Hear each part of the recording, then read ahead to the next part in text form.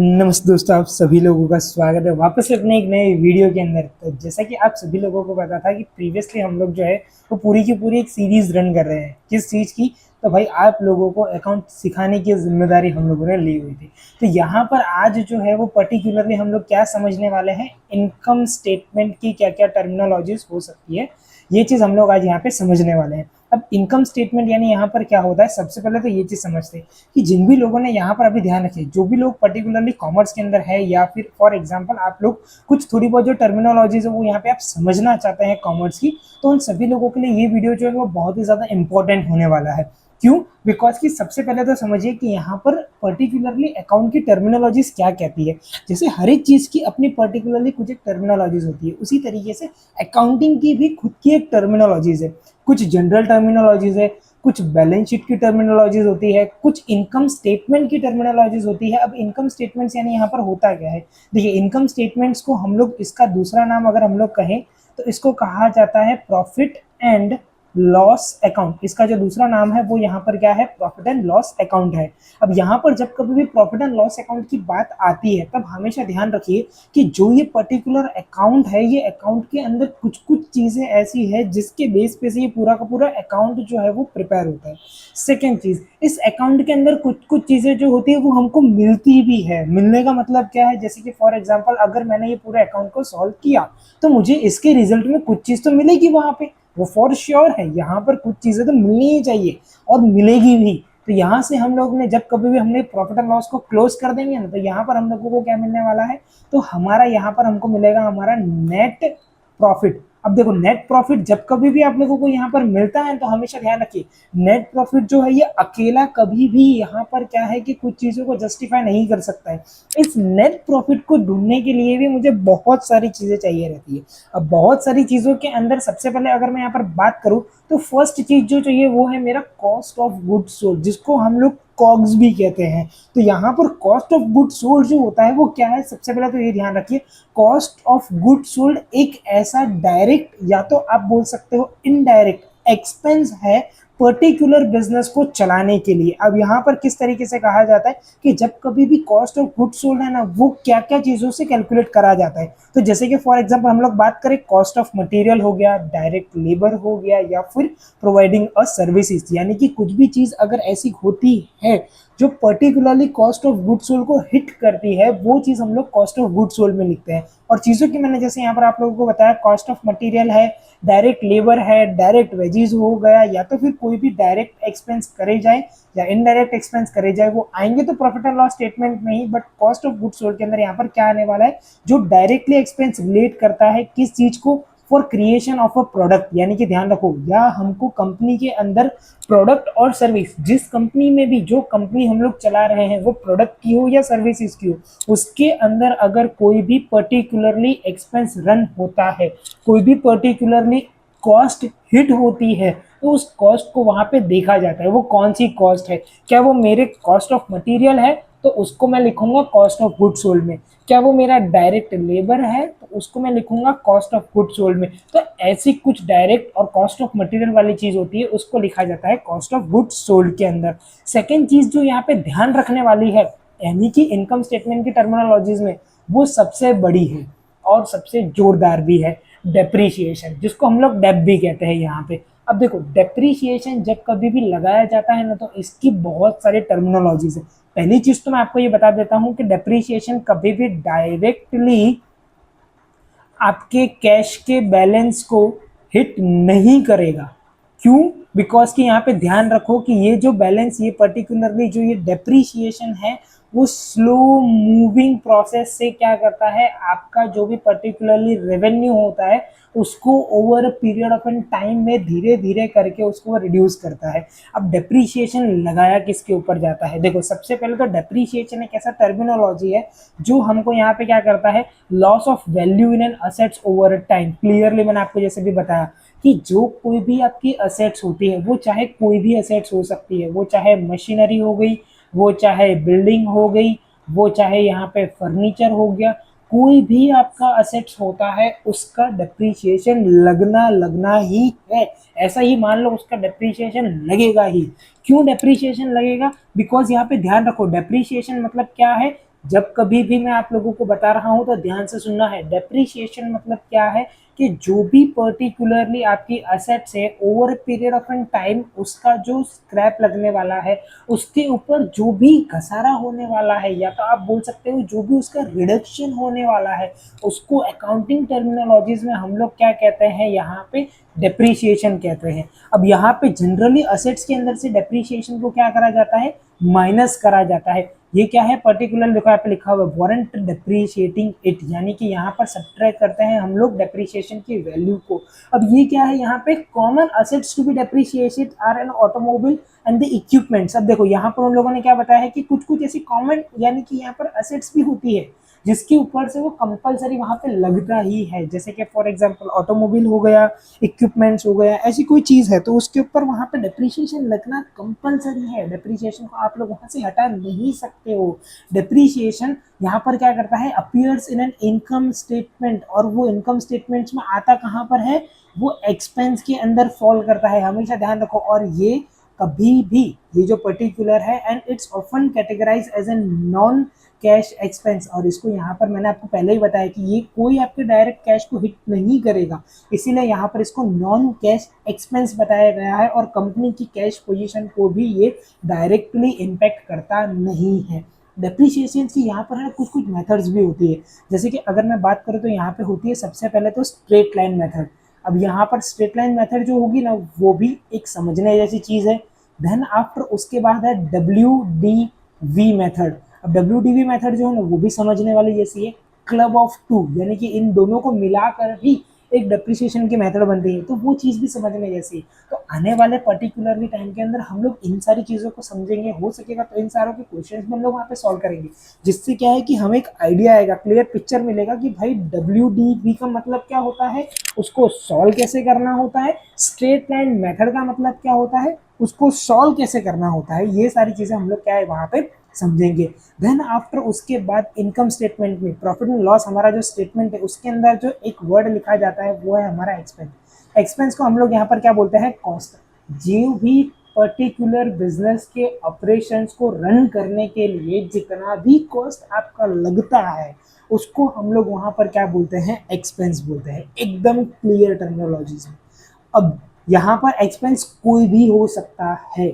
Expense यानी कि for example अगर मैंने वहाँ पे अभी के लिए मैंने यहाँ पर क्या करा, स्टेशनरी प्रिंटिंग मैंने कराया है, तो अगर मैं यहाँ पर स्टेशनरी प्रिंटिंग करता हूँ तो वो भी मेरा यहाँ पर क्या है, एक मेरा एक्सपेंस है। देन आफ्टर उसके बाद अगर फॉर एग्जांपल मैं यहाँ पर इंटरेस्ट ऑन कैपिटल हो गया, इंटरेस्ट ऑन लोन हो गया, लोन जो है वो हमारा एक्सपेंस है, और कैपिटल जो है वो हमारा यहाँ पर क्या है, इनकम है। तो यहाँ पर इस तरीके से कुछ कुछ टर्मिनोलॉजीज होती है, वो बहुत सारी चीज़ें जो है वो यहाँ पर आप लोगों को ध्यान रखना है, कौन सी चीज़ एक्सपेंस को हिट करती है, कौन सी चीज़ यहाँ पर हमारी इनकम को हिट करती है। बट प्रॉफिट एंड लॉस वो क्लियर सेंटेंस यहाँ पे ध्यान रखना, उसके अंदर ही सब कुछ फॉल करने वाला है, उसी स्त्री के नीचे यहाँ पर ये सारा काम होने वाला है बच्चों। देन आफ्टर उसके बाद यहाँ पर आगे क्या बोला गया है, हमारा ग्रॉस प्रॉफिट मार्जिन। देखो ये है ना, ये मार्जिन है, यहाँ पर ध्यान रखो, ये जो है प्रॉफिट एंड लॉस के अंदर लिखा नहीं जाता है, लेकिन प्रॉफिट एंड लॉस से मिलता जरूर है ये हमें। अब यहाँ पर ये मिलेगा कैसे, क्लियर वर्ड में है, ग्रॉस प्रॉफिट को हम लोग क्या करेंगे, डिवाइड करना है, किससे हमको डिवाइड करना है, रेवेन्यू से। बट अगर हमको जो पीरियड का चाहिए उस पीरियड का करना पड़ेगा, देन आफ्टर उसको हमारा जो आंसर है वो हमको परफेक्टली मिल सकता है। It represent the profitability of a company, ये हमको यहाँ पर क्या रिप्रेजेंट करना है, हमारी प्रॉफिटेबिलिटी कितनी है। बट ये किस में रिप्रेजेंट करेगा, इन एन परसेंटेज के अंदर रिप्रेजेंट करेगा हमको यहाँ पर, क्यों, बिकॉज कि ये मार्जिन दे रहा है हमको यहाँ पे कि भाई इतने से इतने मार्जिन के अंदर ये काम हो सकता है। तो इसीलिए यहाँ पर क्या है, ग्रॉस प्रॉफिट मार्जिन जो है वो इस तरीके से हम लोग फाइंड आउट कर सकते हैं। देन दी मोस्ट इंपॉर्टेंट चीज जो हमको मिलता तो वहां पे ट्रेडिंग से है, लेकिन हम लोग लिखते इसको प्रॉफिट एंड लॉस में है बॉस। अब यहाँ पर ग्रॉस प्रॉफिट जो है, ये ग्रॉस प्रॉफिट ये हमको मिलता कहाँ से है, ये हमारे छोटा सा जो हमारा ट्रेडिंग अकाउंट होता है ना, ये हमको उसमें से मिलता है। लेकिन बट हम इसको लिखते कहाँ पर है, हम इसको लिखते हैं हमारे प्रॉफिट एंड लॉस अकाउंट के अंदर। अब ये जो हमारा ग्रॉस प्रॉफिट है इसका एक क्लियर वर्ड यूज करा हुआ है, ये कौन सा प्रॉफिट है, ये हमारा ग्रॉस प्रॉफिट है। अब ग्रॉस प्रॉफिट यहाँ पर क्या करता है, ये जो पर्टिकुलर हमारी कंपनी है ये उसकी प्रॉफिटेबिलिटी बताता है, इन डॉलर हो गया, इन रुपीज़ हो गया, इन यूरो हो गया, किसी भी पर्टिकुलरली चीज़ के अंदर ग्रॉस वर्ड अगर यूज होता है तो ये हमारी प्रॉफिटेबिलिटी शो कर रहा है, ग्रॉस प्रॉफिट शो कर रहा है ये हमारा ये, without taking over it expense into the account.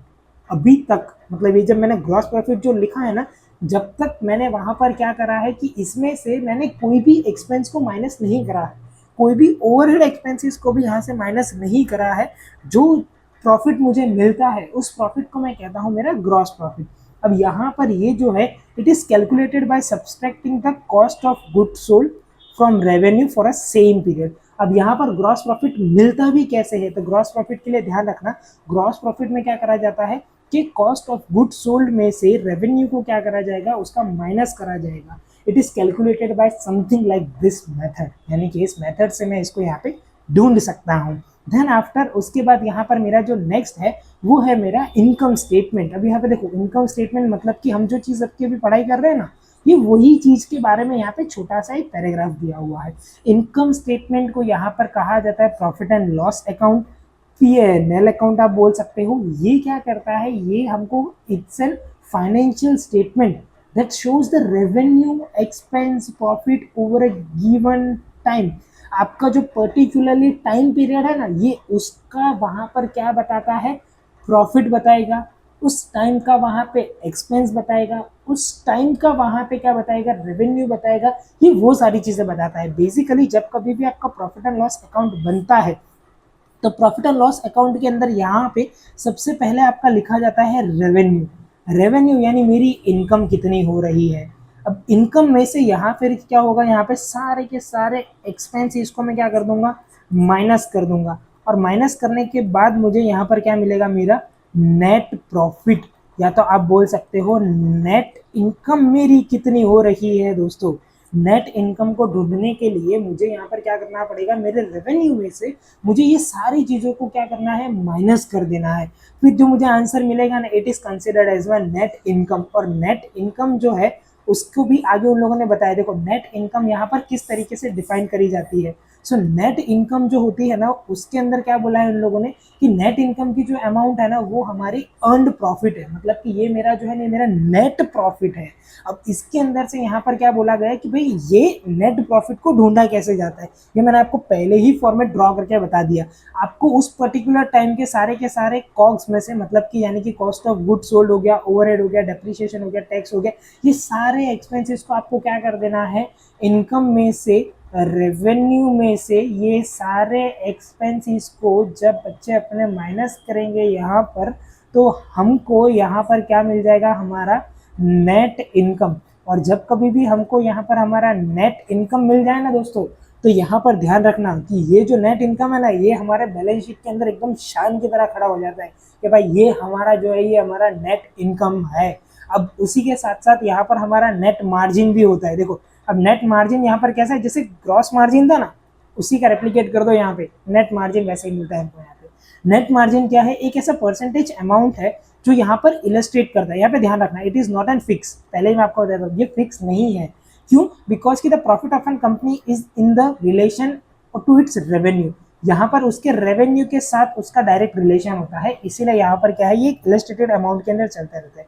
It is calculated by net income and divide it by it's revenue. मतलब कि जो पर्टिकुलर पीरियड का हमारा नेट इनकम है ना, उसको हम लोग अगर उसी के रेवेन्यू से डिवाइड कर देंगे ना, तो यहाँ पर हमको क्या मिल जाएगा, नेट मार्जिन। और नेट मार्जिन हमेशा किस में लिखा जाएगा, परसेंटेज के अंदर लिखा जाएगा। तो ये चीज भी हम लोग वहां से ढूंढ सकते हैं।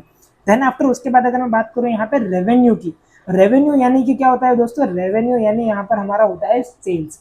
अब हमने कितने का सामान बेचा, जितने का सामान हम लोग बेचते जाएंगे उतना ही हमारा रेवेन्यू जो है ना वो वहाँ पे स्केल उसका बढ़ता जाएगा और बढ़ता जाएगा। तो इस तरीके से यहाँ पर क्या है कि रेवेन्यू जो है ना वो एक क्लियर चीज है हमारे बिजनेस को प्रॉफिटेबल बनाने के लिए। तो revenue is an money earn by the business. तो यहाँ पे ध्यान रखो, रेवेन्यू को उन लोगों ने क्या बोला है कि revenue is an only particular thing जो हमारे बिजनेस का प्रॉफिट जो है उसको वहां पर वो बता सकता है। बाकी और कोई चीज जो है वो हमारे बिजनेस के प्रॉफिट को बता सकती नहीं है। सो इस तरीके से यहाँ पर क्या है कि हमको डिफरेंट डिफरेंट चीज़ें जो है वो यहाँ पर हमारे इनकम स्टेटमेंट के अंदर फॉल करती है। इतनी ही नहीं है दोस्तों, ये बहुत सारी है, बट इनमें से कुछ जो चीज़ें जो आपको अभी इनिशियल लेवल पे याद रखनी चाहिए वो चीज़ें हमने आज यहाँ पे कवर करी है। सो मिलते हैं अपने नेक्स्ट वीडियो में, जहाँ पर हम लोग क्या करेंगे और भी पर्टिकुलर टर्मिनोलॉजी समझेंगे, मतलब कि जनरल टर्मिनोलॉजीज क्या कहती है हमारे अकाउंटिंग की। और जनरल टर्मिनोलॉजीज जो है दोस्तों ये बहुत ही मस्त है, बहुत ही मस्त, यानी कि क्यों पता है आपको, क्योंकि ये जनरल टर्मिनोलॉजीज के बेस पे से आप लोगों को थोड़ा बहुत अकाउंटिंग के जो पर्टिकुलर कॉन्सेप्ट्स है ना वो सारे वहाँ पे क्लियर हो जाएंगे कि भाई डेबिट क्या, क्रेडिट क्या, डाइवर्सिफिकेशन क्या होता है, एनरोलमेंट एजेंट्स किसको कहा जाता है, इंटरेस्ट, यहाँ पर जनरल लेजर क्या है, फिक्स कॉस्ट क्या होती है। आप लोगों ने नाम सुने हुए हैं, मैं आपको ऐसा नहीं बोलूंगा कि आप लोगों ने नाम नहीं सुने हुए, लेकिन बट इसको पर्टिकुलरली किस तरीके से डिफाइन करा जाता है, किस तरीके से बताया जाता है, तो वो सारी चीज़ें हम लोग क्या है यहाँ पे समझेंगे हमारे पर्टिकुलरली नेक्स्ट वीडियो के अंदर या आने वाले एक दो वीडियोस के अंदर। सो मिलते हैं अपने नेक्स्ट लेक्चर में, तब तक के लिए bye and thank you so much.